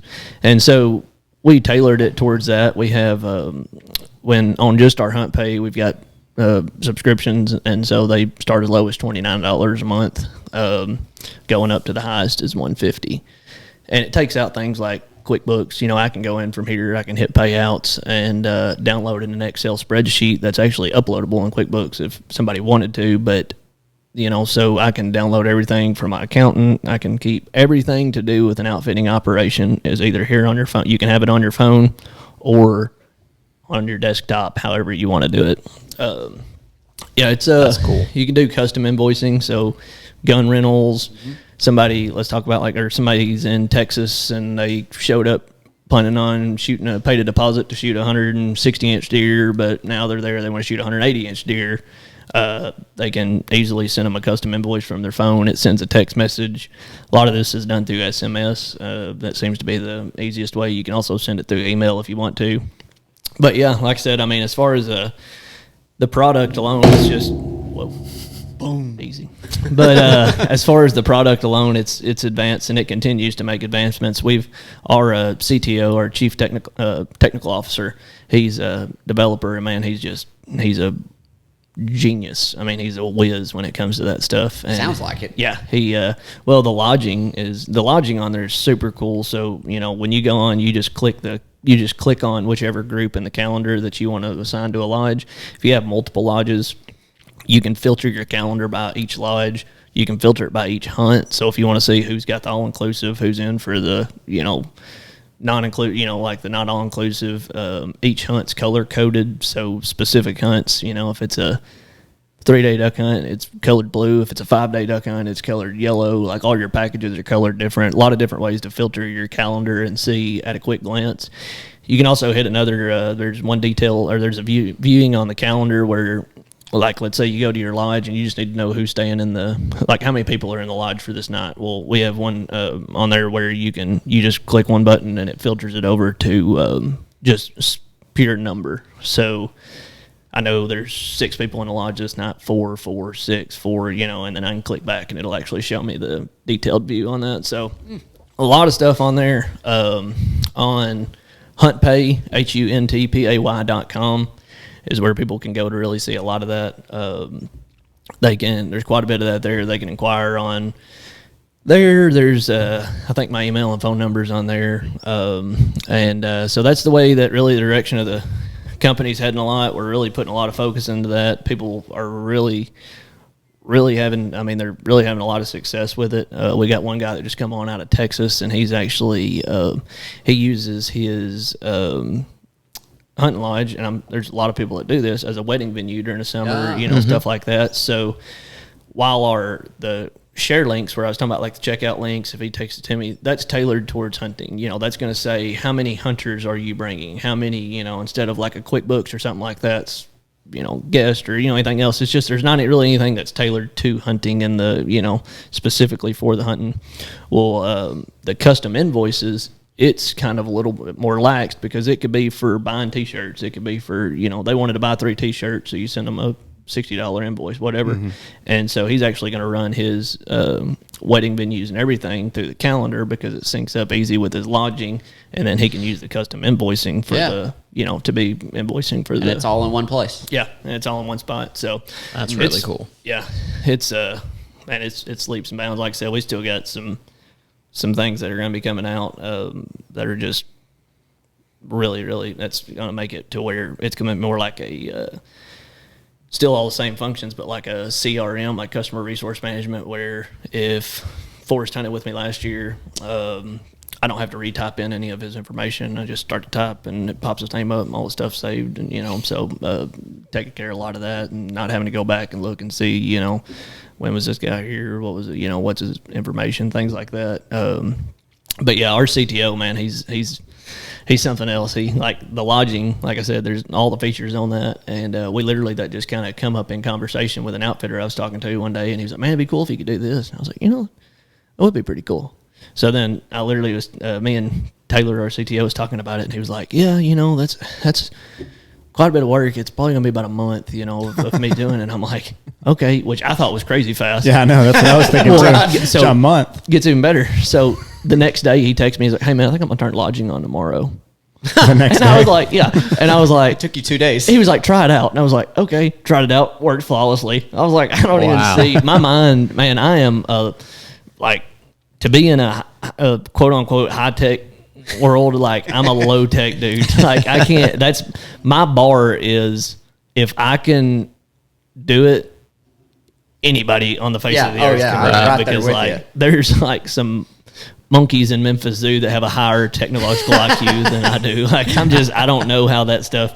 And so like when he's telling me about something that he's doing or whatever, we're talking about things he's doing, I can't even wrap my mind around what he's doing to even make that, You're like, so 3 days blue and 5-day trip is green, right? Yep. Okay, good. Yeah, exactly. I'm like, and all I have to do is type it in, you know? And so it really does cut out a lot of, you got to think, so like your average outfitter right now, let's say they're invoicing you with, let's just say Venmo, whatever. Mm-hmm. Right. Another part of that is like the level of professionalism. So if you're going to spend $4,000 with an outfitter and they're like, "Yeah, man, here's my Venmo, just send that over to me." It's like, okay, it's like now it's kind of like the way of doing business, but still.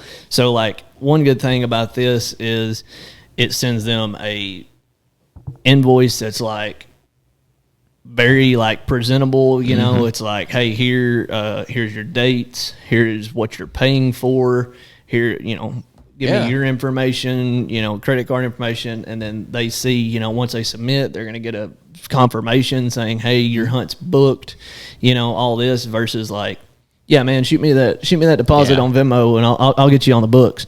But so when you do that, so the Venmo comes through. All right, they paid their deposit.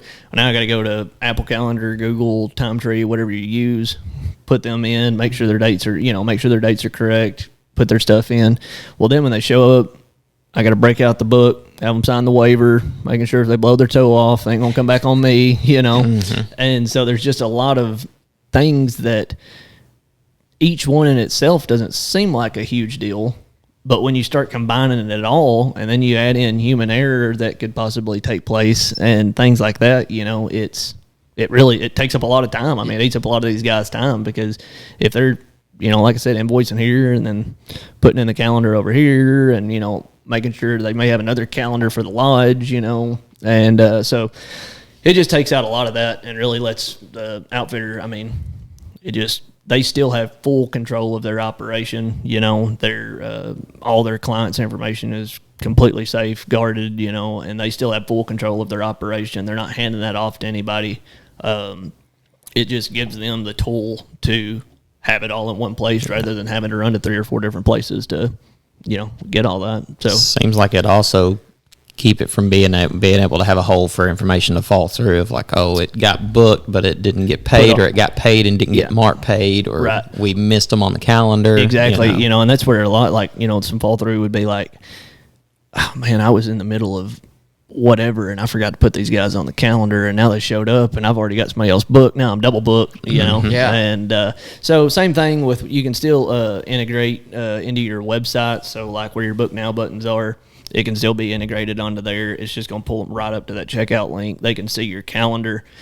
You can go in and mark open dates and close dates if you want to. Some people just leave them all open. Some people want to go in and close them out, and then so if somebody gets on their website, they can inquire to you, and they can actually be ready to pay the deposit. Like, they can have everything filled out, all their like payment information, everything off your website, and then it's going to alert you and say, hey, these people want to book. Here's their information.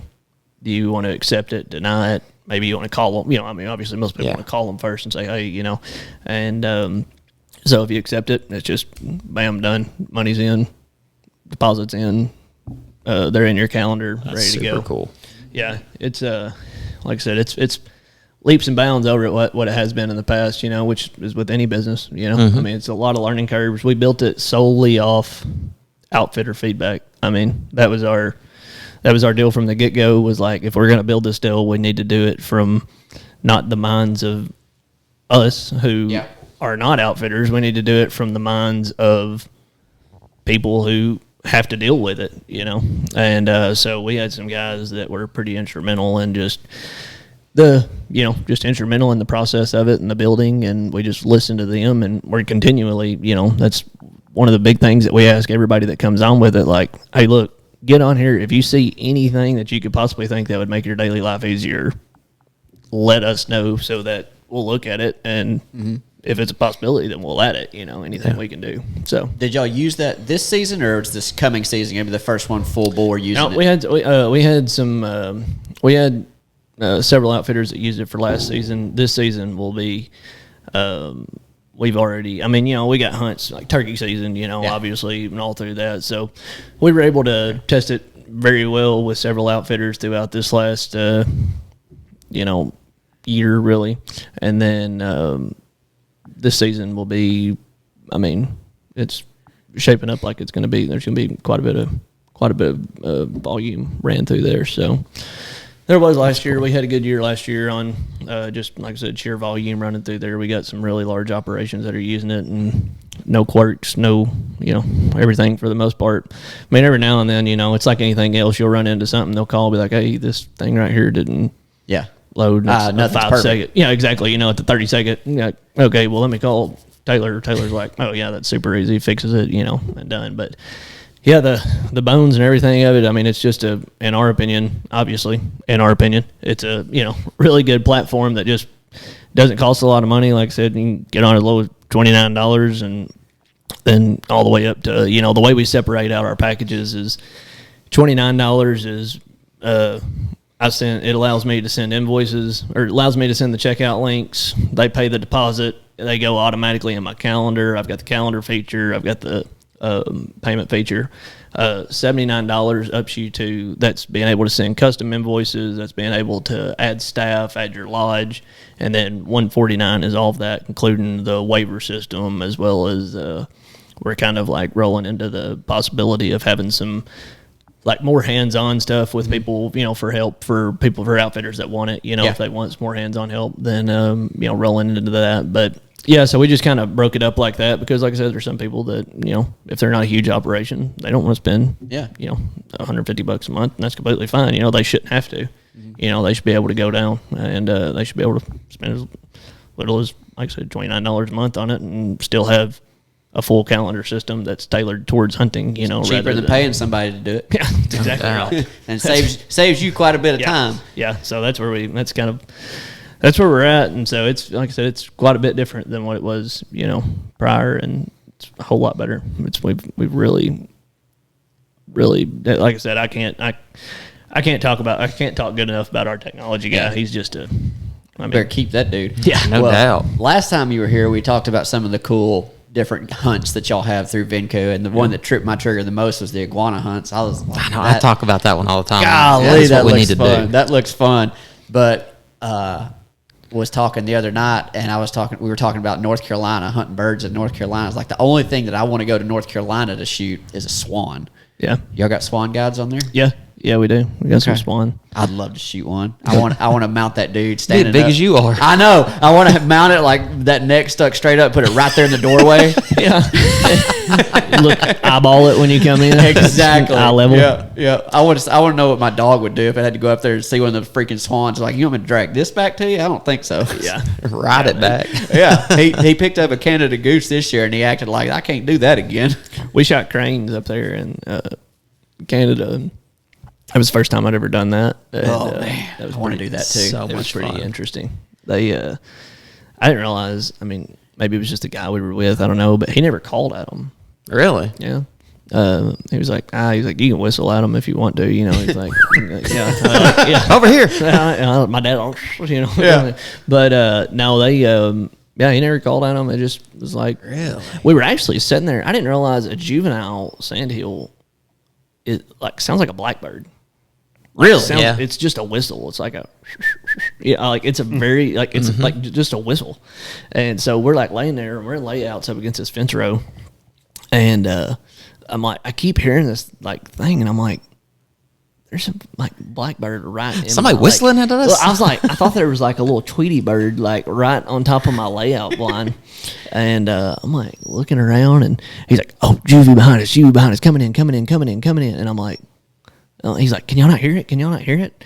I'm like, oh, I can't hear it for this freaking Tweety bird. Like, and then it comes over and it's making that noise. I was like, oh, that was the crane. I was like, that's crazy, because all the videos that were saying they're making that freaking, whatever they do. And so it was kind of funny to hear them. Like I said, it's like a little. I mean, it's just like a little whistle. It's pretty crazy. And he said that's how a lot of guys would call at them. It's just take a whistle and just make that little juvie whistle.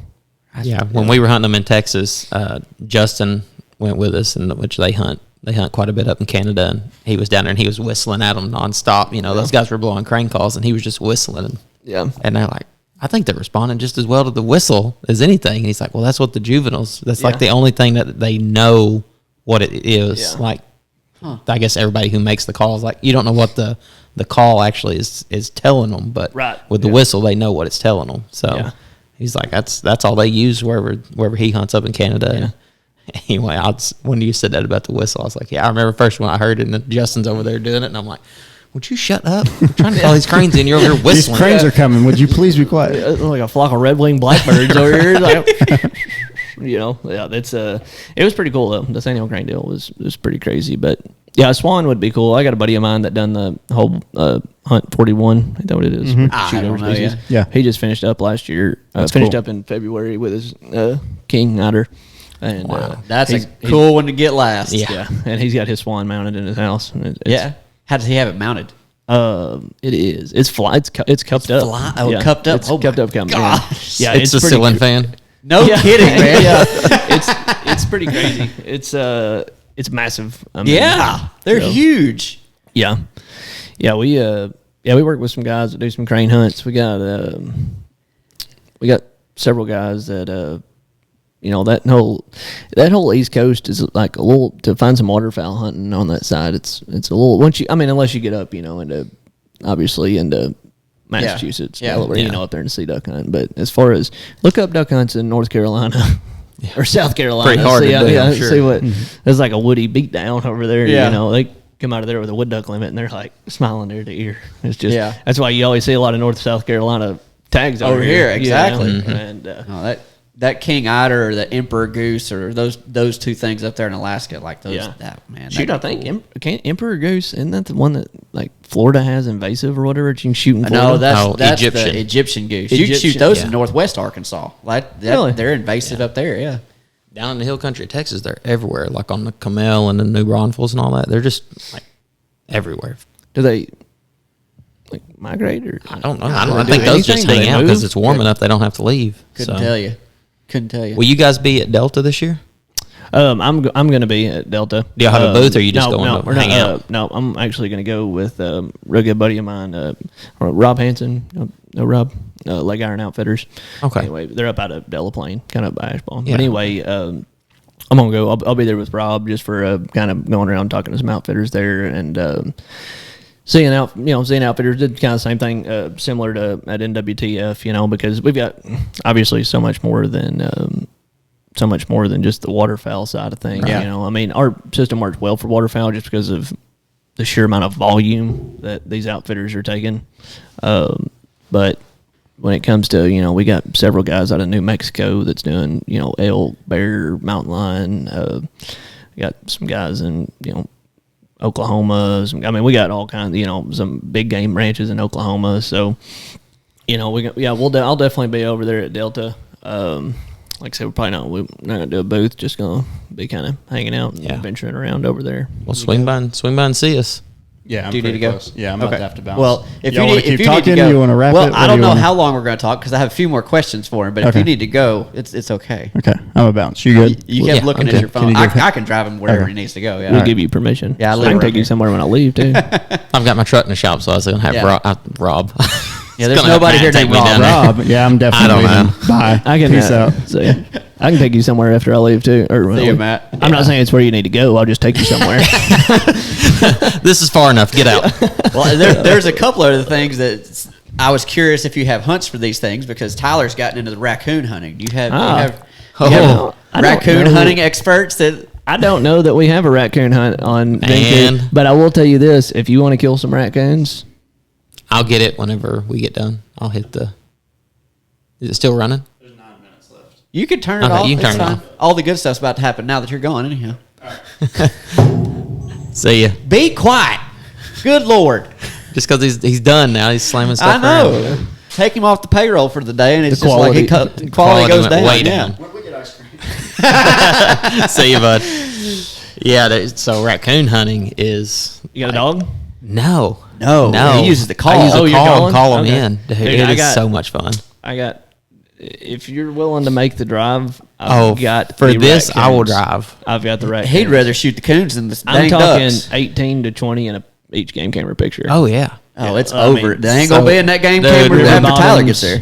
When they hit the rut and you call them, dude, they come flying in from every direction. I've heard of this. So I actually killed 2 using I had 2 that was hanging out at my house, and I've got a little small turkey population at my house, and so I was worried about obviously nest robbing, and I took a Bose speaker. I got a little Bluetooth Bose speaker, and right at dark I knew where their den tree was, and right before dark I took my Bose speaker and set it out there and played like it was like a raccoon fighting. I just Googled raccoon fighting, and them things come running out there, and I done both of them. That's exactly what he does, except with an actual call. Middle of the day, 1 o'clock in the afternoon.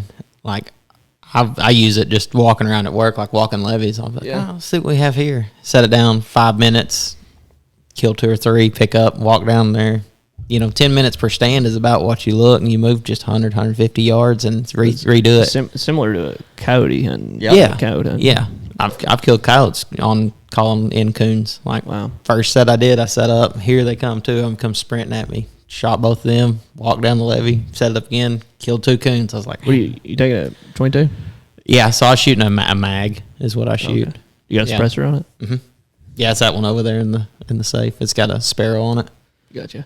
So Yeah, I've got just a regular 22 long rifle that I've got a can on it. And I bet it's super quiet. Them That mag's pretty quiet. dude, But with them subsonics, yeah, I mean, it is like sounds like somebody clicking or snapping it's their fingers. and it's a bolt action, so it's. I mean, Oh. yeah, it's crazy quiet. It's actually a Savage, like Mark II or something. It's got like the adjustable comb, adjustable pad. It's a super nice 22, and I mean, it was only like $450, I think $450. Yeah. But I wanted I wanted a 22 that was a bolt action 22 long rifle that had a threaded barrel. Mm-hmm. Looked all over Jonesboro. Nobody had a bolt action 22 with a threaded barrel.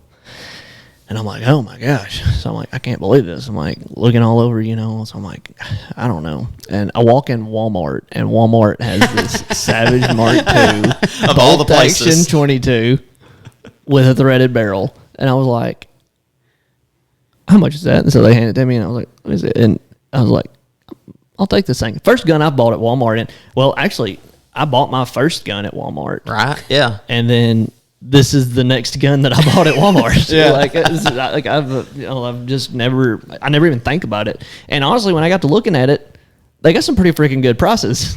Really? I haven't even have looked anymore. they have like some pretty good prices, Well- and they just don't have a huge selection. But Walmart used to have it in the little spin things. Oh, yeah. Where you could spin it and you could be right Yeah. there next to it and look at it. Now they got them all way back there behind the yeah. counter. And I'm like, I don't want to Yeah. look at those. I can't I can't I can't spin see the- that Yeah, far. exactly. I can't spin the Spin little the wheel little and look spinny at thing. them. Yeah, it was interactive for me. Yeah, I I was was like like, I like this. Now they're behind the counter and like somebody, come, can I help you? I'm like, I really don't want you to talk to me. I want to just sit here and look. I'd go to Walmart just to play the gun game. Spin that Right. thing, just sit there and Yeah. spin that thing. But yeah, they, now they won't sell pistols. They won't sell Yeah. ARs. So they've got quite a few restrictions on that. And Yeah, Now, so now I know they've got a bolt action with a threaded barrel. I They may do. go down It's- there. It's pretty sharp. I mean, it's bad to the bone. I will say that. It's like I said, I wish I could remember. I think it's a Mark II was the name of it, a Savage Mark II.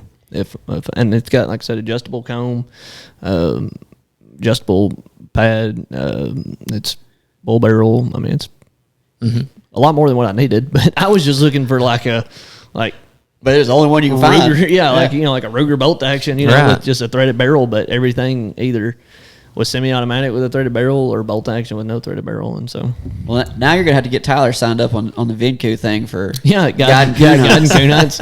Yeah, I will supply the properties. Yeah, I mean, there I'm you serious, go. dude. I need them thinned out bad. There you It's go. been super easy to get permission to hunt places because Well, I'm like, yeah. all I'm after is coons, and they're Yeah. like, I'm trying to get my turkey Please. population built up. And I'm Exactly. like, say less, I'm there. Yeah, What about coyotes, foxes, bobcats? You got predator hunts on there? Yeah, a lot of predator hunts, a lot of hog hunts, and the hog hunts kind of go hand in hand with the Oklahoma, Texas, Smelt West stuff. A lot of actually one of our guys that works at VinQ with us is his name's Bryce, and he's our sales manager on the marketplace side and things like that, and he helps in the hunt pay and things like that, and he's a big coyote hunter. So he actually come down and they were doing there was a tournament, and he was like, I was like, man, if you want some places to coyote hunt, like I can set you up with quite a few places to coyote hunt. You can come down here, stay in a lodge, and I'll holler at a bunch of my buddies, and they'll let you go. They'll turn you loose on it. And I can't remember. I'd have to ask him. I want to say like they hunted that one night, killed like I think 15 or 16, Yeah. and didn't even come close to winning. There's some dudes that go to like Nebraska and kill like, Oh, they load truck up there. like 50 something or Yeah. something. It's something, Jeez it's something crazy. Louise. And when they had come, when they came was right when we got that huge rain after duck season. Mm-hmm. So man, there was places they couldn't get to. It was flooded. It was just, it was pretty, it was terrible timing when they came, but I think they still, did pretty good. Sounds like it. Several, I mean, so. Anything to help get predators off the landscape, I'm all for. Yeah, me too. That's the problem with a lot of these guys that run these coon dogs now is they want to tree them, but they don't want to kill them because they want to bring their dog back and let their dog tree them. Yeah. They're They're just working their dog. working their dogs, and I'm like, yeah, Coons are one of them things, man. They repopulate so yeah. fast. You got to instantly you got to kill every one of them you see. It's Yeah, because everyone you kill, there's probably 3 or 4 there that never moved. Yeah. So I've had a bunch of dog proofs set out at my house, and I've caught a couple in there. Caught a possum. Well, you just bring Tyler over there, and he'll get them coons, man. right after duck season, I'll come up. And Yeah. I caught a cat in my dog proof. Had to a cat. Yeah. So dog proofs are not cat proof. I wouldn't have thought about a cat trying to stick their Me paw either. there I in made there. it with syrup. Like, I'm like, what was it even? I let it. Ended up being fine. I let it out. You know, it was obviously ticked, but I was like approaching it very carefully. I was Yeah. like, how am I going to get this thing out of here? And so my wife had actually walked outside with my little boy, and she texted me and she was like, "Hey, you got something to trap out here?" Because it was just right in my food plot by my house, and I was like, "Oh, cool." You know, so I like grab my gun, I like walk out there and I like look at it, like it's black. And I like walk over there and it's like, you know, like looking at me, and I was like, oh, this is not good This is whatsoever. not gonna be fun. Because I'm like, I didn't know what to do, you know what I mean? I'm like, so I went inside and I was like, do we have any old blankets that like you don't want anymore? And she was like, yeah. So I go inside and I get a blanket and I threw a blanket over it. Got the blanket and like got the cat and, you know, like squeezed the dog proof and got its arm out of there. And that thing took off like the Tasmanian devil out of Looney Tunes. It was like it was like just a little dust trail behind it, you know. And it was so got it out of there. But I never in a million years thought that a cat or something like that would reach its I wouldn't paw have thought in about there. a cat. I mean, you know, like possums and you know stuff like that. Yeah, but I don't know. I just didn't feel like it would come in there looking for. Yeah. I've had a coyote coming through my yard quite a bit too, but it's been really too wet for me to set a good dirt set and catch him. But he's coming through there. I mean, walking right behind my house pretty much every night, but it's always like 3:00 in the morning, and I just can't.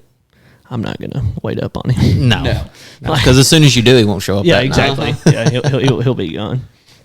But yeah, it's been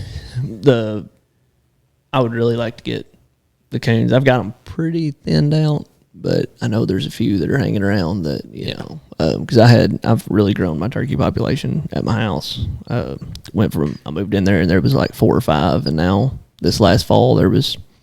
I think at one point I had 52 in my yard at one time. Wow. Yeah. Holy smokes. Yeah, so You're doing a good That's job. impressive. Yeah, it was pretty crazy, man. One morning, like towards late March, about the time turkey started gobbling, I was still in bed, and it was actually right after my seizure, and I was in bed, and I was like asleep, you know, and it's like right early in the morning. They're roosting right up against my house, like right beside my house on this little pine ridge, and they'd fly down into my food plots and eat my food plots and all that, hanging around the house, and so anyway, I'm like laying in bed, and I got a window right. We got 2 windows behind our bed, and I was like, it woke me up, and I was like, what the heck?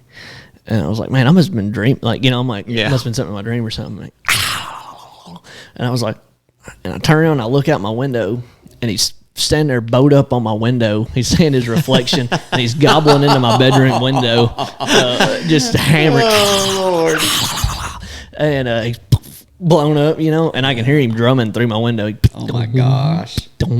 Yeah, it was pretty crazy. So I mean, they stayed out there. I guess what they're gonna do is because it's kind of seemed like they got the same pattern every year. They're going like fall and summer at my house, and then they go down. There's a lady, which luckily she don't allow hunting or anything down on her place, and they go down there, and that's where they spring and then make all their. That's where they nest at. So That's cool. works out pretty good because they come up there, they come up on me, and you know nobody messes with them up there, and then they go back down there. I wish I had them. Like selfishly, I wouldn't kill one at my house, just because I got other places to hunt. There's no point in me killing one there, and I like watching them. But you know, I do wish they spent springtime up there, which I had March. If this kind of tells you anything about the season, March 26th, I had a video on my phone of a long-beard breeding hen in my yard. Yeah. Yep. So Yep. Have you seen any poults over at your place? I haven't. No. Hadn't made it back up there yet. No. Yeah. They at my house. I'm not really running any cameras up at our place in the hills. So we haven't really seen anything on camera up there because you know we're not running any. But at my house, the mass majority of them haven't moved back up towards my house yet. Like last year, they really come in about September was when they really started moving up there and moving up to the house. And there were some like around August, you'd start seeing a few and stuff like that. But about September was when they really started. So it was last year though. I think there was 52 and like 43 of them were Jakes and Jennies. So they were the Jennies. I mean, them hens, they'd be half the size of the other hens. They were obvious first year hens, and so that was really exciting. That and so I had one. There was only one long beard out of all of them, 7 Jakes, and the rest were all hens. So that's impressive. Does Vancouver? Do y'all have? I assume you've got all 4 species of turkeys. Do y'all have Gould hunt? Yeah, you have those too. And oscillated. Yeah, and oscillated. Yeah. Holy crap. Yeah, it's as far as the marketplace side goes with that. So that was another thing with the hunt pay. When somebody comes on and they use, like if they come on with the bookkeeping system, then they're automatically at no extra cost or anything put onto the marketplace, so their hunt gets marketed and all that. And if they want the hunts, if they need help getting the hunt, then good, and we can hopefully send them some. If they don't, then that's completely fine too. They're just on there and they don't have to take any bookings, any bookings off of it. And it's just kind of a extra caveat that, Yeah. Have you killed a Gould's? Nope. I've never done the Goulds or the oscillated. I was actually talking to a buddy of mine the other night about doing a Gould's trip. Dude, I didn't realize how pretty they were. Yeah, I started looking at them this year, and I was like, okay, I shouldn't have looked. They're big old club-footed looking thing. Like they got big old feet. I mean, and they're massive. Yeah, they're pretty fan, man. I like the fan. They're like a cool looking bird. Even more pure white than a Merriam. Yeah, it was. I've killed some really, really pretty Merriams, like high altitude. So they say you got to go X amount of elevation to kill a true Merriam. Yeah, it's like 5,500 feet. I don't know, honestly. It's something around that 55. So I've killed some really high elevation Merriams that were super pretty and had really white fans. But I'd like to kill a Gould's. Like a 3-year-old bird's gonna have like 1/2-inch spurs down there. It's so rocky, like in Chihuahuas and stuff. Yeah, and they don't have very big spurs at all. I mean, and they're all dual. There's just so many rocks, that I would say, like the way I understand it, like a 1-inch. If you killed a Gould with like 1-inch spurs, that would be like Boone and Crockett. Yeah, I mean, that would be like you would be freaking out, if you ran over there and grabbed hold of. And it's so funny because and I think a lot of it does have to do with terrain, because there's places that I hunt like Indiana, the place I hunt in Indiana. They've always got freaking sharp hooks. Like they have hooks, and it's just. But there's not many rocks. There's not like a bunch of creek bottom rocks and all that. It's just like nice, good topsoil and like all that. And I just don't think there's a lot of stuff for them to break them off on or dull them down on. And actually, my buddy that I hunt up there with, he took his daughter last year, not like as in this year, but year before last season. And behind her house, he called these 3 turkeys up. One was strutting, and so she shot the strutter, and they were 1 inch and 13/16. Holy cow! They were number 2 in the state of Indiana. She's 13-year-old girl. Dang. Wow! It was a stud. I got up there like the weekend after, and I mean, I held them, and it was ridiculous. That's like dadgum raptor claws. Yeah, it was. Yeah, he was like, man, he's like, I ran up there, and he was like, to grab a hold of it, and he was like, I seen them things. He was like, I didn't know how long they were. He said, but I seen them shining because they were pure black. He was like, I seen them shining when that thing was kicking its feet, and I was like, no, thank you. I'll just stand here and wait. Yeah. I had some really good turkey hunts this year. Indiana was good. I wasn't up there. It's a 1-bird state, but wasn't up there very long. We killed. That was actually. Did y'all see the video on my Instagram? The one that was flopping and ran into the camera. Hit the GoPro. Did you see that? I'm like, I couldn't do that. So that was. I had killed one that morning, and we got down and a little later went, and my 2 buddies that live up there. We went down. They killed theirs, and like I said, it was crazy. So we had seen the turkeys pulling up, and we were going to go check this field, and we had seen the turkeys when we pulled up, and they took off running, and didn't really take off like scared running, but like, okay, somebody's pulling up, let's, and the field has like a bowl kind of, it's like, rolling hills up there, and it's got a bowl on the other end. They kind of ran over there and we lost a minute, but we never seen them come back out of it. So we went around and we got on this tree line that come out into the field, sat down, put the decoys out, and I was like, I'm going to jab this GoPro in the ground right here. And I'm like, I had been having trouble with trying to get it to work. And I was like, if it turns on, it turns on. Cool. If not, whatever. We'll, so anyway, I thought I had it turned on, but then when I looked at my phone, it was saying it wasn't on. So I'm like, dang it. So I'm back there and I'm behind them a little bit calling. And so I'm videoing with my phone while, and since I'm thinking that the GoPro's not videoing. And so they come in, do their thing. They were just ticked off, ran in purring. They was purring the whole way in, got up there, blew up. My buddy Chris shoots one. They pop up in the air, hit the ground. My buddy Daniel shoots another one. The other one stood there for like probably 5 minutes, just hanging around. Like we're just sitting there watching it. And and what was crazy was both theirs had freaking daggers, like 1 3/8, like almost an inch and a half. And the one I killed was like a 2-year-old. And I was like, I know that third one was a freaking, I should have just not hunted and then, sat there and, we could have tripled, but obviously we would have known that. But anyway, and so I'm sitting there and I'm videoing and that thing's like flopping, and he flops around the decoys and he flops through this ditch and he flops up out of the ditch and then into the GoPro. And you can hear me in my video on my phone. I looked at Chris and I was like, dude, wouldn't that have been crazy if that GoPro was on? And then we walk over there after we go over there and look at them and stuff, and the GoPro's like blinking red. And I was like, oh my gosh. I was like, I think it was on. And I was like, there's no way I could do that 50,000 more times in a row, and that would never happen again. No. I mean, it was I know one dude commented on it and was like, ever heard of a follow-up shot?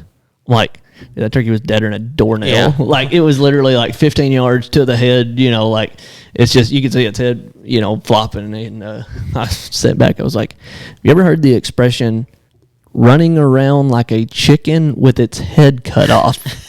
I was like, just to give you some perspective on what happens to birds that are, so, yeah, but it was pretty crazy. I had a good one there. Mississippi was pretty good. Alabama was tough. It's just part of it. Glad to be able to do it. Well, dang, man, that's we've been on almost for 2 hours. Yeah, have we really? Yeah. Holy cow! Well, I don't want to cut you off, but no, we'll definitely have you on again for sure. Probably have you on again before duck season because I'd like to get an update. Well, I still got to drive back to Northeast Arkansas. I know. Yeah. But dude, time flies when you're having fun, though. Absolutely. Exactly. We really appreciate you coming on, talking about Vancouver, talking about everything, how seasons were, duck season and turkey season. Glad you're okay, because that was a crazy seizure story. Yeah, me and Matt were literally talking about that the other day. About I was like, did Tanner ever say did they pull his license? Because my wife's in mental health too, and she's like, yeah, so and so had a seizure and they pulled a license for like a year, and I was like, they pull Tanner's license, I feel sorry for whoever's having to drive him around to go do all this hunting. They're on standby nonstop. So I'm glad everything worked out great for you. Thank God it went all good. And like I said, it was just kind of a crazy moment. Yeah. Yeah. Well, we're glad you're good, man. We're sure. glad you're good.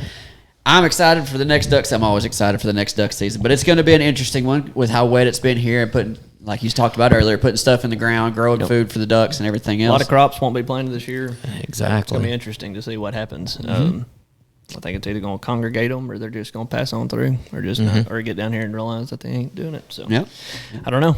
We'll see.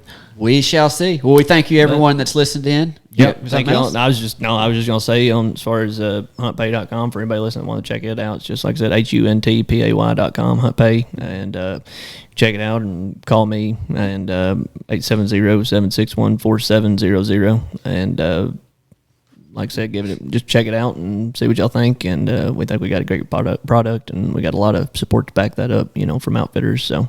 Especially if you're looking for some sort of guided hunt, whether it be something that you've done before, ducks, geese, big game, turkeys, whatever. Iguanas, soon raccoons for Tyler. That, and get that LLC pulled up. And the outfitters themselves, just for the bookkeeping services, and, get rid of all your other QuickBooks. Streamline stuff a little better. Yep. Awesome. Loved it. Enjoyed it. We'll catch y'all on the next one.